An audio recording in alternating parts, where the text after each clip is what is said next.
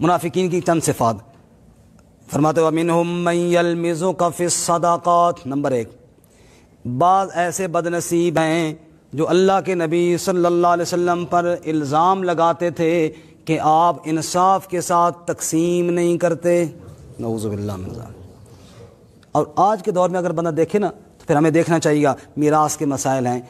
جہاں تقسیم کی چیز آتی ہے نا، اب اگر نبی پاک نے جو تقسیم کا طریقہ بتایا ہے ہم اس کو اگر نہیں فالو کریں گے تو پھر ہم سوچ لیں کہ ہم کیا کر رہے ہیں۔ وَمِنْهُمْ مَنْ يَلْمِزُكَ فِي الصَّدَقَاتِ، بعض ایسے تھے جو اللہ کے نبی صلی اللہ علیہ وسلم پر الزام لگاتے تھے صدقات میں۔ نمبر 2، اللہ کریم منافقوں کی ایک اور صفت بیان کرتے ہیں وَإِذَا قِيلَ لَهُمْ آمِنُوا كَمَا آمَنَ النَّاسُ قَالُوا أَنُؤْمِنُ كَمَا آمَنَ السُّفَهَاءُ۔ جب منافقین سے کہا جاتا ان صحابہ کی طرح ایمان لاؤ جو مخلص ہیں، جواب میں کہتے ہم ان بے وقوفوں کی طرح ایمان کیوں لائیں، نعوذ باللہ، صحابہ کو بے وقوف کہتے تھے۔ نمبر 3،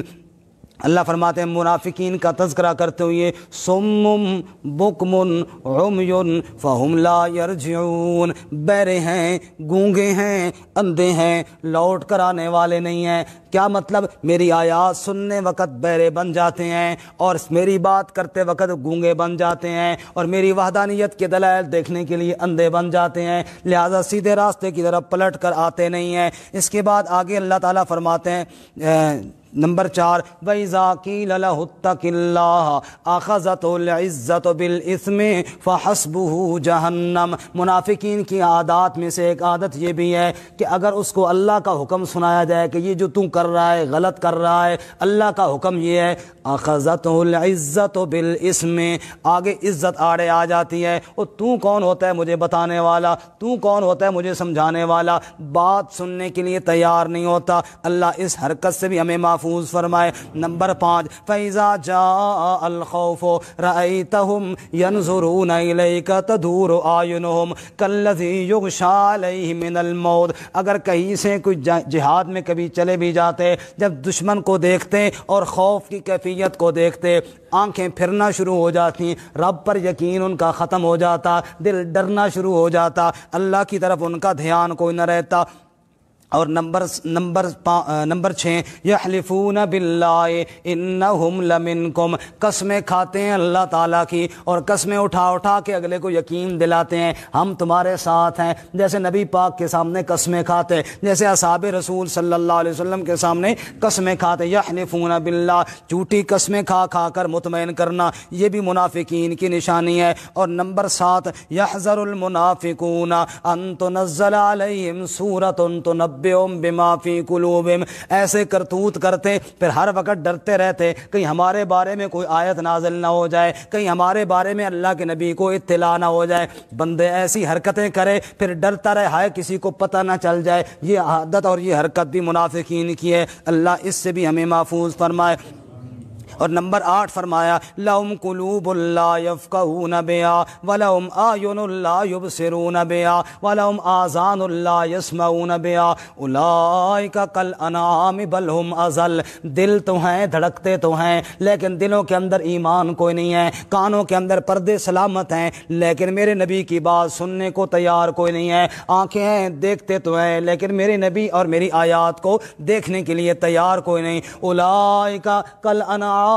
بل ہم اضل، دیکھنے میں تو انسان نظر آتے ہیں لیکن رب سے پوچھو تو اللہ کے ہاں وہ جانور نظر آتے ہیں۔ آگے نمبر 9 اللہ منافقین کی صفت بیان کرتے ہیں یستخفون من الناس ولا یستخفون من اللہ، بڑے بڑے الٹے پروگرام کرتے ہیں، لوگوں سے خوب چھپنے کی سازش بناتے ہیں، طرح طرح کے طریقے اختیار کرتے ہیں تاکہ ہماری کرتوت اور کارروائی پر کسی بندے کو اطلاع نہ ہو، لیکن ولا یستخفون من اللہ، کبھی بھول کر بھی خیال نہ آیا کہ اللہ تو دیکھ رہا ہے نا، لوگوں سے چھپتے ہیں، رب کے سامنے کام کرتے ہیں، اللہ اس سے بھی ہمیں محفوظ فرمائے۔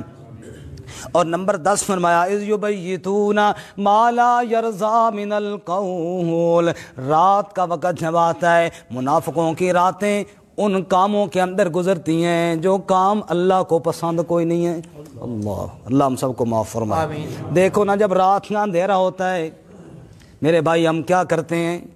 ہم کس طرف جاتے ہیں، اللہ ہم سب کو سچی توبہ کی توفیق عطا فرمائے۔ رات کے وقت آج کل تو اس بے حیائی نے تو اتنا عام میڈیا نے کر دیا ہے، رات کے اندر بستر کے اندر لیٹ کر دنیا والے کے آگے تو چھپ گیا، گھر والوں سے بھی چھپ گیا، لیکن لیٹ کر وہ خفیہ طور پر پتہ نہیں کیا کیا بے حیائی کے منصوبے بنے جا رہے ہیں۔ اذ یبیتون ما لا یرضی من القول، رات اس طرح گزارتے ہیں جو اللہ کا تعالیٰ کو پسند کوئی نہیں ہے۔ رسول اللہ صلی اللہ علیہ وسلم نے ارشاد فرمایا انکم تموتون کما تنامون، جیسے تم روزانہ رات کو سو جاتے ہو لوگوں اسی طرح ایک دن تم مر بھی جاؤ گے، اس لیے سوتے وقت دھیان کیا کرو میرے دن کا خاتمہ کیسے ہو رہا ہے، اللہ برے اعمال سے بچائے۔ نمبر 11 اذا قاموا الی الصلاۃ قاموا کسالی، منافقین نماز کے لیے اٹھتے ہیں تو سستی کرتے ہیں۔ منافقین کی صفت اللہ قرآن میں بیان کرتے ہیں، نماز کے لیے اٹھتے ہیں قاموا کسالی،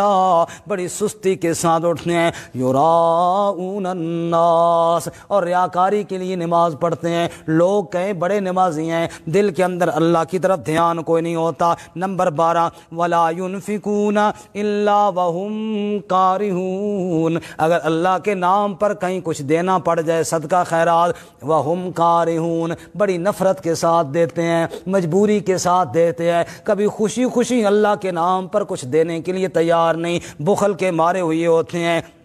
نمبر 13 افرائیت من اتخذ الہہ ہوا، منافقین کی عادت اللہ فرماتے ہیں کہ یہ بھی ہے، اپنی خواہش کو انہوں نے اپنا معبود بنایا ہوا ہوتا ہے، جدھر دل کیا بس ادھر ہی چل پڑے، اگر اللہ کے دین کا مسئلہ ان کی طبیعت اور خواہش کے مطابق ہو گیا پھر تو مان لیتے ہیں، اور اگر ان کی طبیعت اور خواہش کے خلاف ہوا پھر چھوڑ دیتے ہیں، انہوں نے اپنا الہ اپنی خواہش کو بنایا ہوا ہے۔ آگے نمبر 14 گناہ کی تعویلیں پیش کرتے ہیں، جیسے ابھی ہم نے پڑھ لیا جب حضرت عمر نے قتل کر دیا پھر تعویلیں پیش کرنے لگے اور کہتے ہیں وہ جی وجہ یہ تھی کہ ہم تو صلح کے لیے گئے تھے، گناہ کی تعویلیں پیش کرتے ہیں، جیسے اللہ معاف فرمائے آج کتنے لوگ گناہ کی تعویلیں پیش کرتے ہیں، نماز کیوں نہیں پڑھی، وہ جی فلاں مجبوری تھی، فلانا کام کیوں نہیں کیا، وہ جی یہ مجبوری تھی، سچ کیوں نہیں بولا، وہ جی فلاں مجبوری تھی، وہ جناب زکوٰۃ کیوں نہیں دی، وہ جی فلاں مسئلہ تھا، وہ میراث میں بہنوں کو حصہ کیوں نہیں دیا، وہ جی فلاں مجبوری تھی،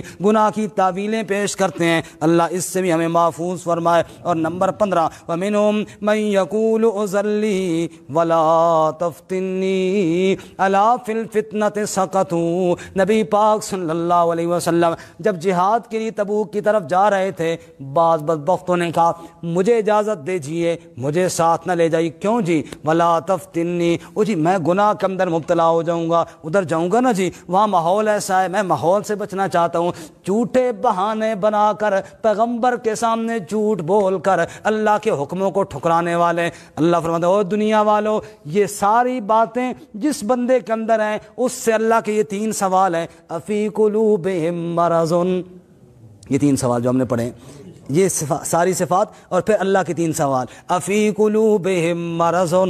کیا دلوں میں کوئی مرض تو نہیں، امر تابو، یا صداقت قرآن اور صداقت محمد الرسول اللہ صلی اللہ علیہ وسلم میں کوئی شک تو نہیں، نمبر 3 ام یخافون ان یحیف اللہ علیہم ورسولہ، یا ایسا خطرہ تو نہیں کہ نعوذ باللہ اللہ اور اس کا رسول کوئی زیادتی کرے گا، نعوذ باللہ۔ اللہ تعالیٰ ہمیں ان تمام برائیوں سے بچنے کی توفیق عطا فرمائے۔ اور اس کے ساتھ وہ حدیث سنا کے بعد ختم کرتا ہوں، آیت المنافق ثلاث، رسول اللہ صلی اللہ علیہ وسلم نے فرمایا 3 نشانیاں ہیں منافقت کی۔ نمبر 1 اذا وعد اخلف، وعدہ کرے گا تو خلاف کرے گا، اذا حدث، جب بات کرے گا تو کذب، جھوٹ بولے گا، اور نمبر 3 اذا اؤتمن خان، جب اس کے پاس امانت رکھی جائے گی اس میں خیانت کرے گا۔ اور ایک حدیث میں 3 کے بجائے 4 فرمائی، اور 3 تو یہی ہیں، اور چوتھی اذا خاصم فجر، کہ جب جھگڑا کرے گا تو گالیاں۔ دعویٰ تو ہے کہ اللہ اور اس کے رسول کی اطاعت کرتے ہیں لیکن فیصلے نہیں مانتے اللہ اس کے رسول کے، فیصلوں سے پھر جاتے ہیں، دنیاوی مفاد اگر نظر آئے پھر مان بھی لیتے ہیں، گردن جھکا کر بڑے ادب سے مان بھی لیتے ہیں، لیکن دنیاوی مفاد نظر نہ آئے تو پھر اللہ کے نبی کے فیصلے کو ماننے کے لیے تیار نہیں ہوتے۔ پھر اللہ نے 3 سوال کیے، بتاؤ کیا مرض ہے دل میں، یا شک ہے کوئی دل میں، یا نعوذ باللہ اللہ اس کے رسول کو انصاف والا نہیں سمجھتے ہو۔ اللہ تعالیٰ ہمیں ان تمام عادات سے بچنے کی توفیق عطا فرمائے، اور اللہ تعالیٰ ہمیں اپنے نبی صلی اللہ علیہ وسلم کی سچی اطاعت کرنے کی توفیق عطا فرمائے، سننا سنانا قبول فرما کر اللہ ہم سب کی نجات کا ذریعہ بنائے۔